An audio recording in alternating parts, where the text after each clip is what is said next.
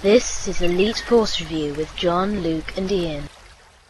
Hello once again to Elite Force Review. This week we are having an Elite Force 2 special. And in today's special two-parter, in the first part I look at a gate, two birds and the beautiful sky, and the turn of the empty crown.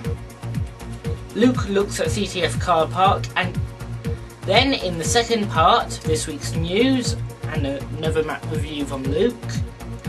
Then our very own special voice gives us a look ahead to next week, and then we have our usual final item, Luke's thoughts on this week.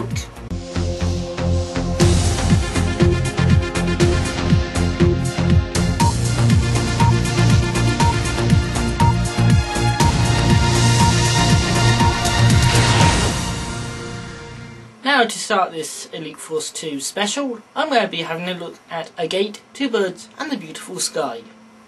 Let's start by having a look at some details about the mod.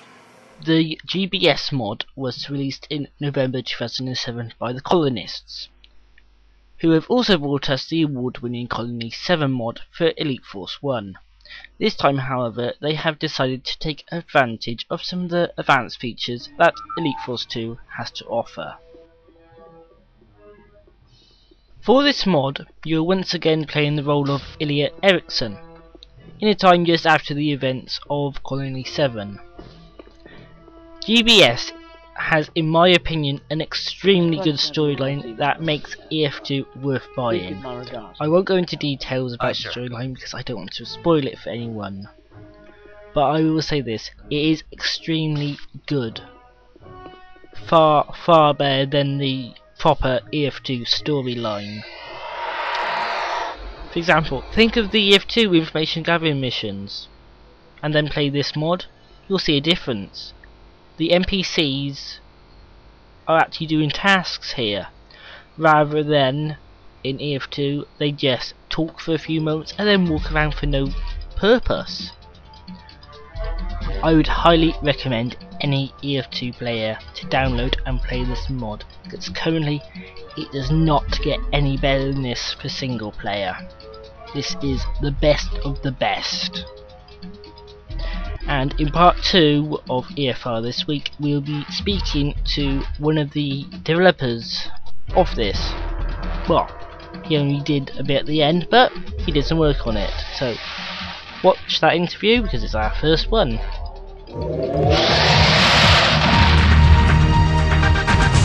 Hello, I'm Luke Sutton, formerly known online as the 10th Doctor or Captain Nurse or something like that.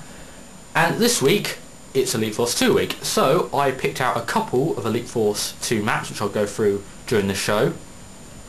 We'll start off with Capture the Flag Car Park. Let's take a look at it. Oh, here we go. It's a car park, surprisingly enough. There's Telsia. She's dead. Sorry for a bit of lag, but I was recording this on my PC. Anyway, there's a corridor between the two bases, because it's a Capture the Flag map. Unfortunately, the corridor seems to be a bit bland. I mean, you know which side you're on, but apart from that, the car park is a bit better though. There's signs on the wall, power-ups all over the place, except that each level of the car park looks pretty much exactly the same. So a bit repetitive. There's an useful sign getting you to the right place. And again, same sort of level design. Dare you challenge flicks? No, I won't, thanks. A lot of items placed here though. The only difference is this stairwell. That's the only different area you can go to really.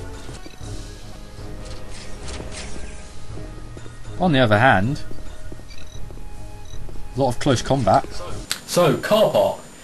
It's a bit repetitive. Would be nice to see some extra areas, some different sort of textures certainly, because the grey can get a bit monotonous, but apart from that, a good map. Well designed as well in many respects. It gets 7 out of 10 from me. Now back to John.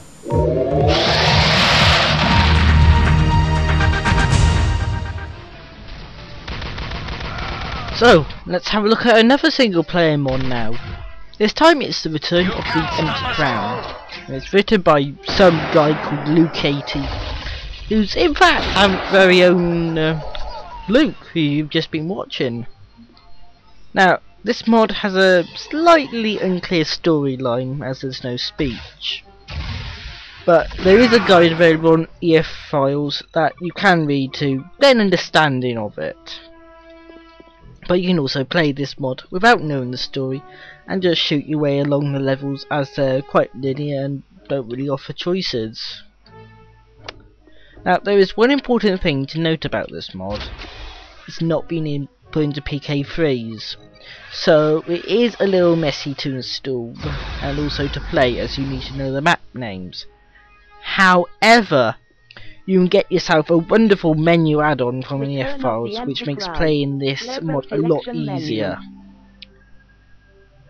Now, this mod does not score high or low with me, mostly because nothing can top GBS currently. And also, this mod is a good attempt at, if you read the story and know the background, then it's enjoyable. Well, it's actually enjoyable even as I shoot them up. So, really, in conclusion, give it a go and see if you like it, or not, as the case may be. But yeah, try it, see if you like it. End of part 1.